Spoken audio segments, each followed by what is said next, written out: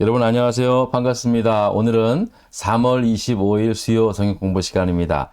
사도행전 속으로 71번째 시간 시작하도록 하겠습니다. 오늘도 지난 시간에 이어서 계속해서 23장의 말씀 함께 나눠보겠는데요. 23장의 말씀은 이제 사도 바울이 공회라는 곳, 산헤든이라고 부르는 유대 공회에서 재판을 받는 그런 내용에 대해서 말씀을 하고 있습니다.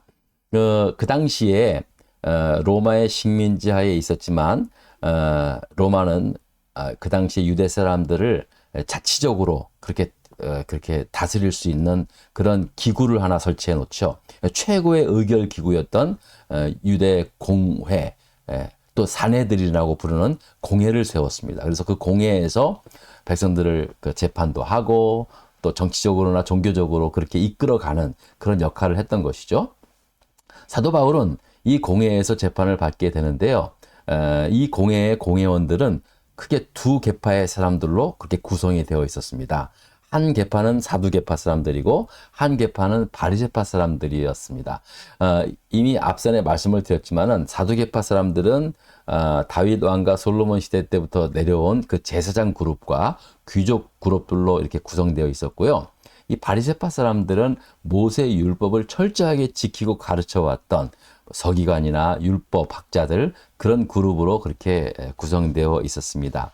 이들은 각자의 정치적 위상을 가지고 있었고 이 사두개파 사람들은 로마 제국과 헤롯 왕조 권력에 좀 더 가까웠던 사람들이었습니다. 그래서 그들이 좀 약간 실질적으로 권력이 더 있긴 했습니다만 이 반대로 이 바리새파 사람들은 오히려 로마 권력에 대한 강한 반발력을 가지고 그렇게 있었고 또 많은 서민들 유대 백성들한테는 오히려 바리새파 사람들이 굉장히 많은 서포트를 지지를 받고 또 존경을 받았던 그런 그룹이었습니다.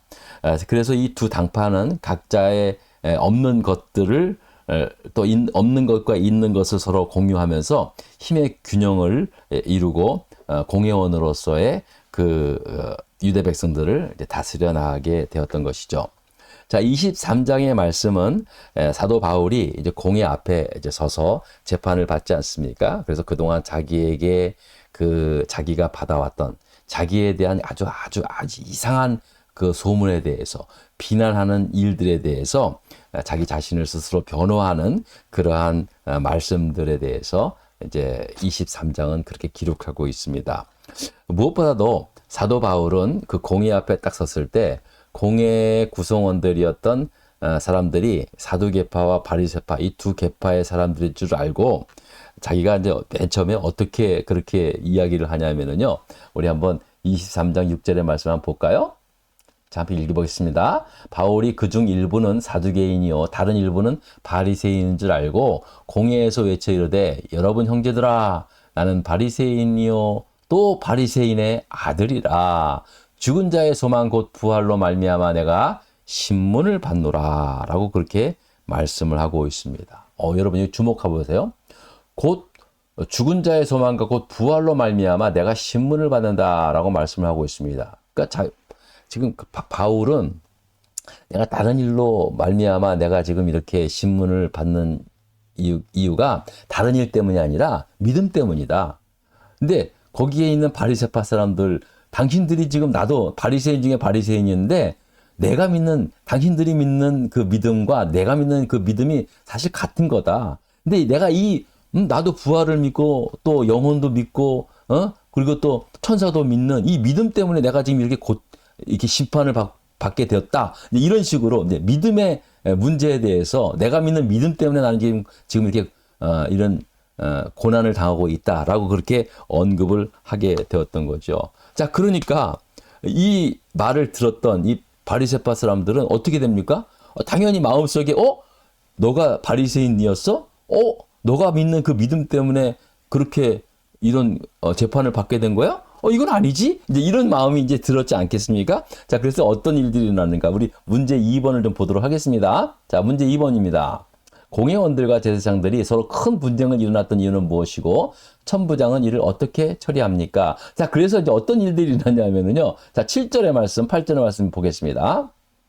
그 말을 한즉 사도 바울이 이제 나는 바리새인이요 바리새인 중에 바리새인이다라고 말을 하니까 바리새인과 사두개인 사이에 다툼이 생겼다는 거예요. 예? 예? 자, 그러니까는 이제 뭐 서로가 이제 좀 아무래도 바리새인 입장에서는 사도 바울이 바리새인이라고 하니까 뭔가 좀 이렇게 좀 보호하려고 했던 그런 의식이 좀 생겼던 것이겠죠? 자, 그래서 이제 우리가 나눠졌던 거예요. 나눠졌어요.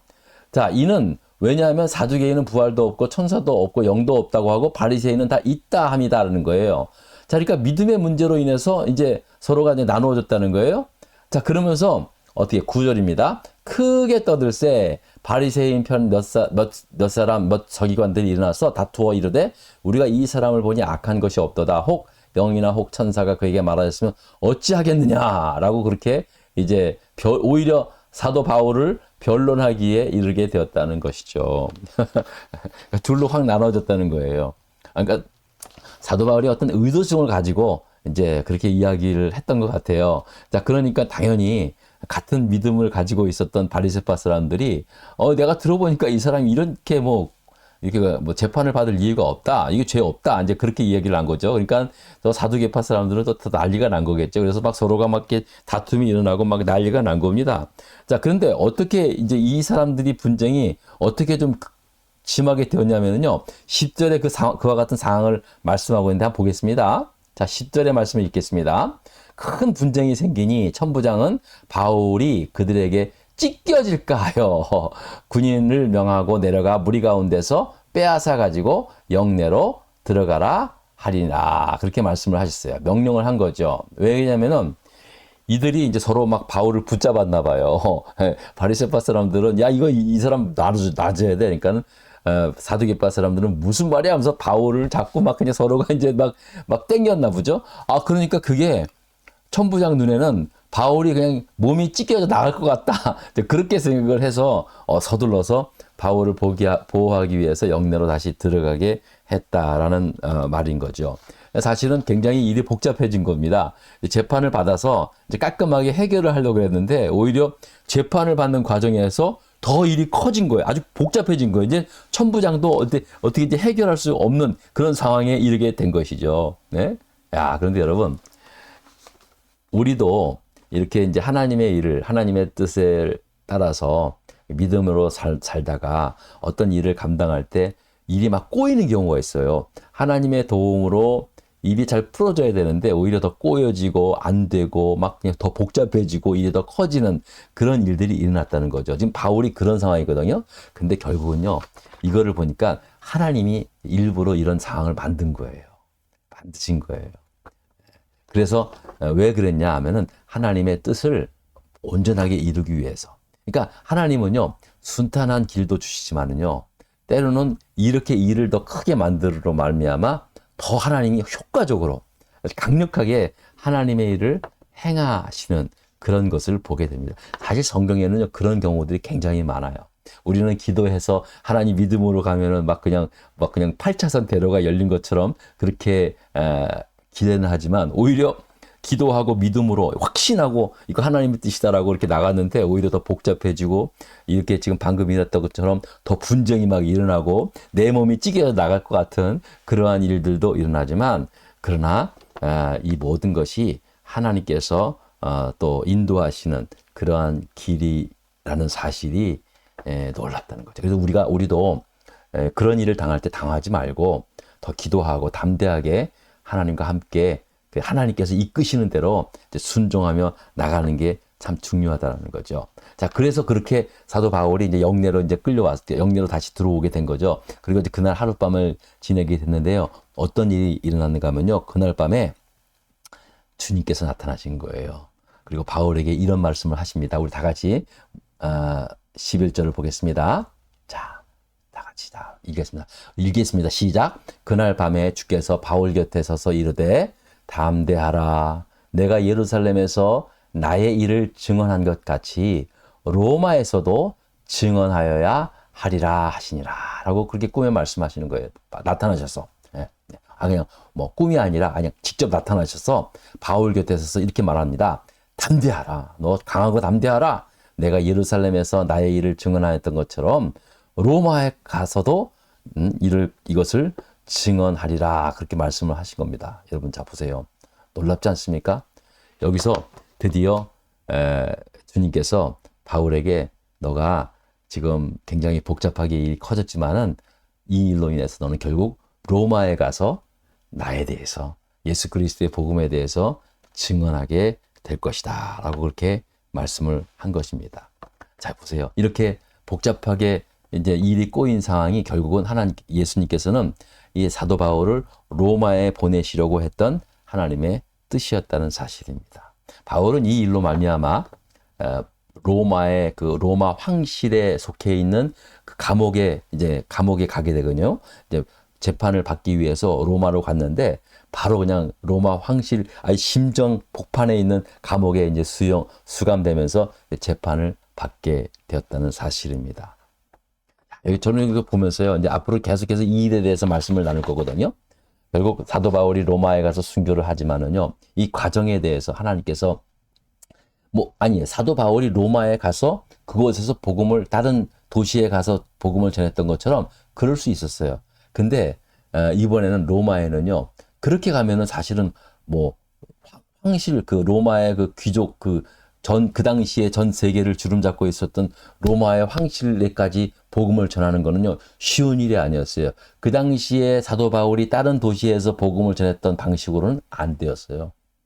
그래서 하나님은 이 방식을 통해서, 사도 바울을 아예 그냥 로마 황실에 속해 있는 감옥에 들여보냄으로 말미암아 거기서부터 이제 복음의 역사를 이제 시작을 하게 되었다는 사실이죠. 그러니까 한마디로 그냥 로마 심장부에 거대한 폭탄, 다이너마이트와 같은 복음의 폭탄을 안고 사도 바울을 그렇게 인도했던 것이죠. 하나님께서 인도하시는 방식은요, 때로는 진짜로 아주 편안하게 또 아주 그냥 강하게 역사를 막 나타나면서 많은 사람들을 막 모으는 그런 일들로 말미암아 하나님의 역사를 이루겠지만 이 사도 바울과 같은 경우는요, 로마를 변화시키기 위해서는 로마의 심장부였던 로마 황실서부터 복음의 역사가 시작하도록 하기 위해서 그 사도 바울을 죄인으로 만들어서 그리로 그렇게